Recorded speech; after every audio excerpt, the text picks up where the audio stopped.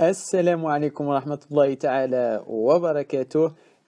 أهلا بكم في درس جديد من سلسلة دروس تعلم اللغة الفرنسية من الصفر بطرق سريعة بسيطة وسهلة.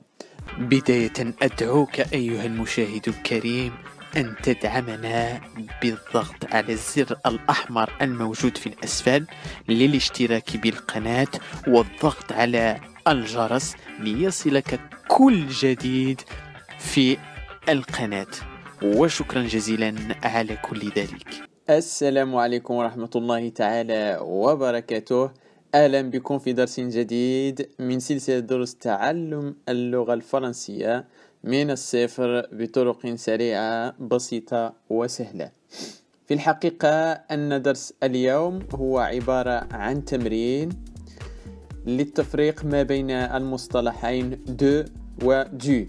كنا قد تناولنا في فيديو سابق كيفية أو طريقة التفريق ما بين دو و دو وطريقة استعمالهما، وأخذنا أمثلة بشأن ذلك. اليوم نزولا عند رغبة بعض المشتركين سوف نقوم بإنجاز تمرين بهذا الصدد لنتمرن على استعمال كل من دو ودو بالطريقة الصحيحة.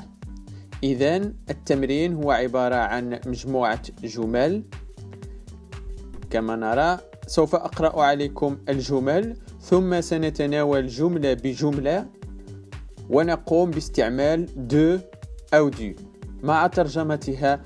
طبعا يمكنكم أن تكتبوا هذه الجمل في دفتر ثم تقومون بإنجاز هذا التمرين ثم تصححونه معي. إذن سأقرأ عليكم النص. Complétez les phrases suivantes par de ou du. Il y a beaucoup de Marocains qui boivent thé le matin. الجملة الثانية. L'année scolaire commence au début mois septembre. الجملة الثالثة. Ahmed, elle préfère les crayons Paul. الجملة الرابعة. Nous sommes bien conscients que les professionnels tourisme la région Fès-Meknès traversant une crise particulièrement difficile.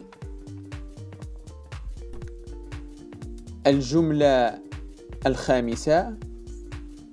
Paul, il parle sa fille.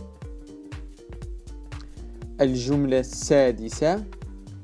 Tous les élèves de notre école m'en charge te présenter ce cadeau. الجملة الأخيرة. Un temps froid intéressera également à partir samedi. إذن هذه هي الجمل والفراغات يجب عليكم ملؤها إما بدو أو دو حسب الدرس الذي رأيناه سابقا متى نضع دو ومتى نضع دو. الآن سنتناول كل جملة على حدة بترجمتها واستعمال دو أو دو في المكان الصحيح. إذن الجملة الأولى. Il y a beaucoup de Marocains qui boivent thé le matin. إذن هنا هل نستخدم de أو du؟ Il y a beaucoup de Marocains qui boivent thé le matin. ترجمة هذه الجملة.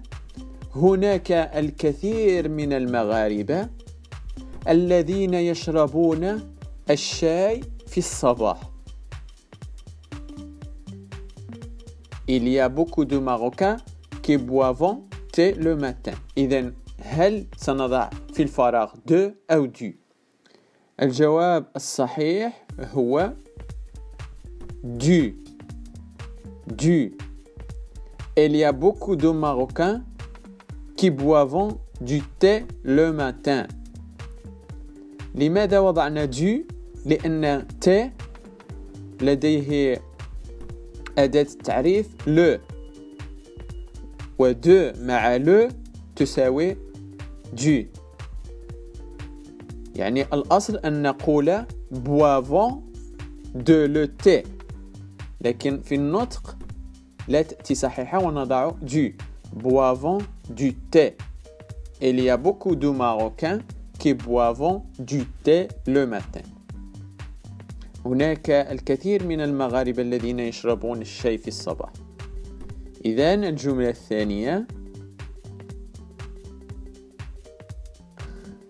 L'année scolaire commence au début mois septembre.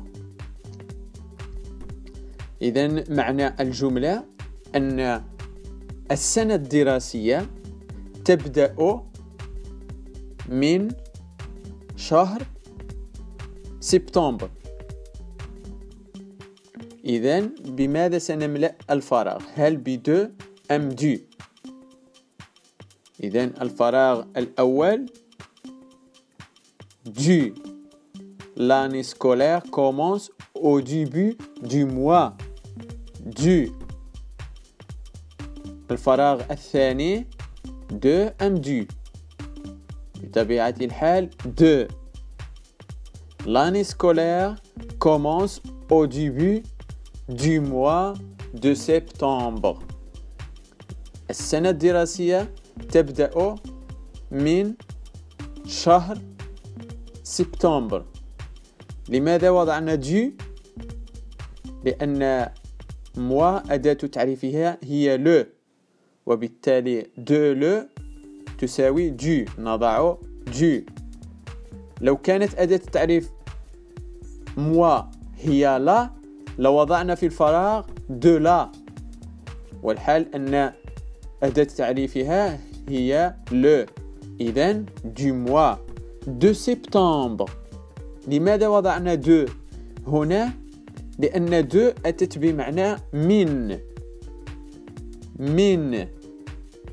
ابتداء من شهر سبتمبر. وبطبيعة الحال فإن إذا أردنا أن نترجم الجملة حرفيا إلى اللغة العربية لن نستطيع، فمعناها هو أن السنة الدراسية تبدأ من شهر سبتمبر. مفهوم؟ إذن الجملة الثالثة: Ahmed, il préfère les crayons Paul. Ahmed, il préfère les crayons Paul. يعني أحمد يفضل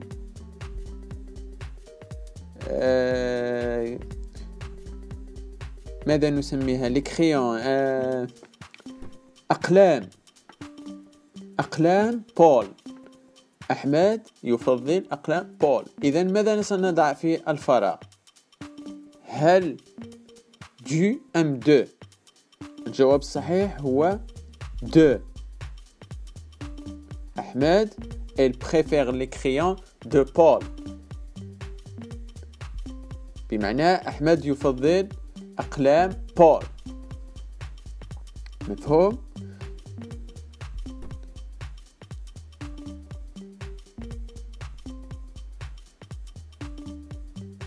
لماذا وضعنا هنا دو؟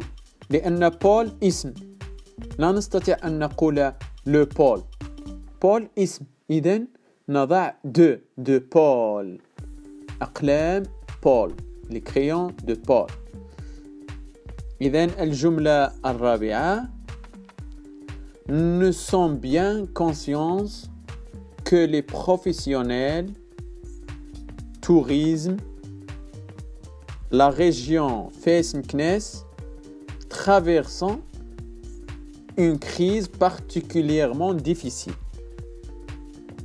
معنى الجملة تقول نحن نعرف أن المهنيين في قطاع السياحة في جهة فاس ومكناس يواجهون بالخصوص مشاكل أو ما يواجهون مشاكل خاصة في قطاع السياحة. إذن بماذا سنملأ الفراغ الأول؟ دو أم دو. يجب أن ننظر إلى التوريزم. إذا كانت للتوريزم سوف نضع دو. إذا لم تكن لو هي أداة تعريفها سنضع دو. إذن الجواب الصحيح هو دو. نقول le tourisme professionnel du tourisme. أما الفراغ الثاني لدينا la région. هل يمكن أن نملأ الفراغ ب du ونقول du la région؟ مستحيل. إذن بماذا سنملأ الفراغ؟ ب de la région. De la région. إذن تصبح الجملة Nous sommes bien conscients que les professionnels du tourisme de la région Fès Meknès traversent une crise particulièrement difficile. نحن على معرفة أن المهنيين في قطاع السياحة بجهة فاس مكناس يواجهون مشكلة صعبة. مفهوم؟ الجملة التالية Paul, elle parle sa fille. بماذا سنملأ هنا الفراغ؟ معنى الجملة أن بول يتحدث عن ابنته أو طفلته، بمعنى ابنته. إذن هل سنملأ الفراغ ب du أو de؟ هل نقول Paul elle parle du sa fille أم Paul elle parle de sa fille؟ الجواب الصحيح هو de. Paul elle parle de sa fille، بمعنى بول يتحدث عن ابنته. مفهوم؟ الجملة التالية تقول Tous les élèves de notre école m'en charge de présenter ce cadeau. معنى الجملة أن كل تلاميذ مدرستنا كلفوني بأن أقدم لك هذه الهدية. إذن بماذا سنملأ الفراغ؟ بدو أم دو؟ هل سنقول Tous les élèves de notre école m'en charge de te présenter ce cadeau أو de te présenter ce cadeau؟ فقط من خلال النطق سوف تعرفون ما ستستخدمونه أو بماذا ستملؤون هذا الفراغ، هل بدو أم بدو؟ إذن الجواب الصحيح هو de. Tous les élèves de notre école m'en charge de te présenter ce cadeau. كل التلاميذ مدرستنا كلفوني بأن أقدم لك هذا أو هذه الهدية. مفهوم؟ الجملة التالية تقول Un temps froid intéressera également à partir samedi. معنى الجملة أن هناك جو بارد سوف يكون خصوصا ابتداء من يوم السبت. إذا بماذا سنملأ هذا الفراغ؟ ب2 أم du؟ هل سنقول un temps froid intéressera également à partir de samedi أو du samedi؟ الجواب الصحيح هو du samedi. لماذا؟ لأن أداة تعريف samedi هي le مع de تصبح du. لا يمكن أن نقول à partir de samedi، بل في هذه الجملة يصح أن نقول à partir du samedi. Un temps froid intéressera également à partir du samedi. إذن هذه هي الجملة الأخيرة. أتمنى أن يكون المعنى قد ترسخ لديكم بعد هذا الدرس. وبهذه النقطة ينتهي درسنا اليوم. إذا كانت لديكم أي استفسارات اتركوها لنا في التعليق، وأدعوكم إلى أن تدعمونا بلايك واشتراك وإعجاب، واتركوا لنا التعليقات إذا كانت لديكم أي استفسارات. إلى ذلك الحين أتمنى لكم كل التوفيق والنجاح، والسلام عليكم ورحمة الله تعالى وبركاته.